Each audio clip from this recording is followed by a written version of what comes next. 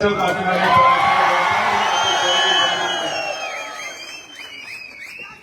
आपल्या सर्वांना वारसा विचाराचा आहे, पण हा जो मार्ग आहे तो संघर्षाचा आहे. तर मला आपल्या सर्वांना विचारायचंय की आपला हा विचारांचा वारसा, स्वाभिमानी महाराष्ट्राचा वारसा जपण्यासाठी, महाराष्ट्र धर्म जपण्यासाठी संघर्षाची भूमिका आणि तयारी आपल्या सर्वांची आहे का? नक्की का? प्रत्येक स्वाभिमानी नागरिकांना मला विनंती करायची, एक नागरिक म्हणून, की आपल्या या महाराष्ट्राच्या स्वाभिमानासाठी आणि हितासाठी इथं असणाऱ्या प्रत्येक मराठी माणसासाठी आम्ही सर्वांनी लढवलं, की आम्ही सगळ्यांनी ठरवलंय की लढायचं, त्यांच्यासाठी लढायचं. आणि हे अधिकारी जे काय फाईल मागतायत, डॉक्युमेंट मागतायत, जी काय माहिती मागतात, त्याचं सहकार्य आपण करतच आहोत आणि ते करतच राहणार आहे. आज 12 तास चौकशी झाली असली तरी येत्या 1 तारखेला मला परत बोलावलं आहे. आज जसं जाऊन जी काही माहिती मागवली ती माहिती मी दिलेली आहे. 1 तारखेला सुद्धा अजून काही अतिरिक्त माहिती मागितलेली आहे, ती सुद्धा मी तिथं देणार. पण आपल्या सर्वांच्या साक्षीने एक गोष्ट सांगतो की मी व्यवसायामध्ये आधी आलो, नंतर राजकारणात आलो. जो व्यवसाय केला तो प्रामाणिकपणे केला. काही लोक आधी राजकारणात आले, मग व्यवसायामध्ये आले, आणि व्यवसाय करत असताना सहजपणे त्यांनी व्यवसाय केला. आम्ही कधी त्यांना प्रश्न केला नाही. मग त्यांनी आमच्यावर का प्रश्न करायचा, असा माझा प्रश्न त्यांना आहे. त्यामुळे अधिकाऱ्याला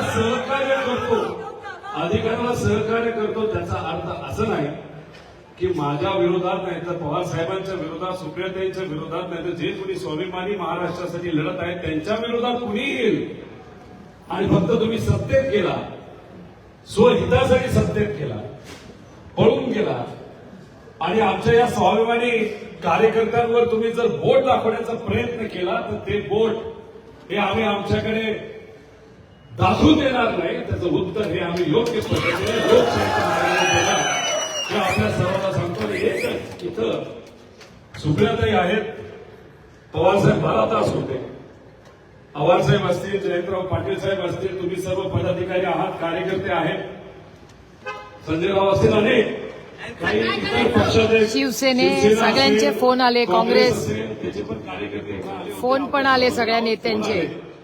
त्यांचा मी आभार व्यक्त करतो. फक्त या छोट्या अशा भाषणाच्या माध्यमातून मी फक्त सरकारला एवढंच सांगतो की शेतकऱ्याचे, कष्टकऱ्याचे, युवांचे, विद्यार्थ्यांचे, महिलांचे अनेक प्रश्न प्रलंबित आहेत आणि खऱ्या अर्थाने आपल्या या महाराष्ट्रामध्ये स्वराज्य आणायचं असेल आणि जे सामान्य लोकांना रामराज्य जसं वाटतं ते जर रामराज्य या महाराष्ट्रामध्ये आणायचं असेल तर सामान्य लोकांच्या हितासाठी काम करावं लागेल. आणि हे सरकार सामान्य लोकांच्या विरोधात आहे आणि सामान्य लोकांचा आवाज घेऊन आपण सर्वजण लढायचं आहे. आणि ते काय उद्यापासून नाही, आजपासून ते लढायचं, एवढंच या ठिकाणी आपल्या सर्वांना सांगतो. आभार. त्यासाठी मी मनापासून आपल्या सर्वांचे आभार व्यक्त करतो. आणि तुमच्या बरोबरच पोलीस अधिकारी असतील, इथं मोठ्या संख्येने लोक आली, त्यांना थोडा त्रास झाला असेल, त्यांनी तो समजून घेतला, त्यांचे आभार व्यक्त करतो. बीएमसीनी सफाई केली, मीडिया इथं होतं, त्यांनी सुद्धा सहकार्य केलं. मुंबई महानगरपालिकेचे सर्व कर्मचारी असतील, ज्यांनी कुणी एक विचार जपण्यासाठी आज तुम्ही मोठ्या संख्येने इथं आला, तुम्हाला ज्यांनी खायला दिला असेल, चहा दिला असेल, त्याच्या सगळ्यांचे तुमच्या सर्वांच्या वतीने आभार व्यक्त करतो. पोलिसांचे खूपच आभार.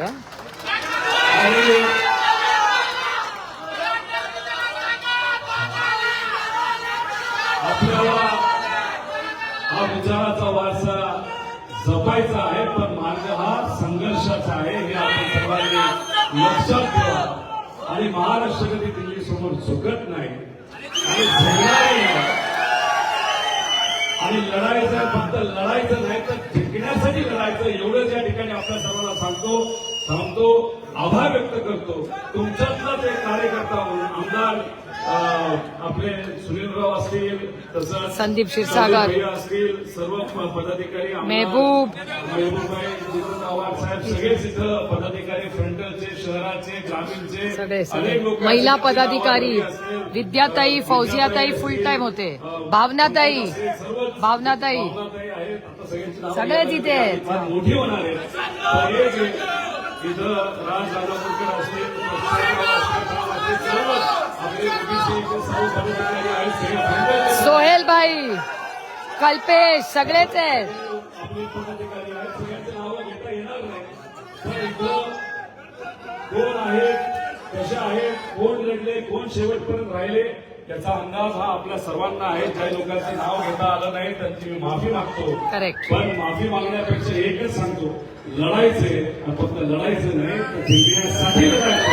एवढंच या ठिकाणी सांगतो. जय महाराष्ट्र, जय राष्ट्र.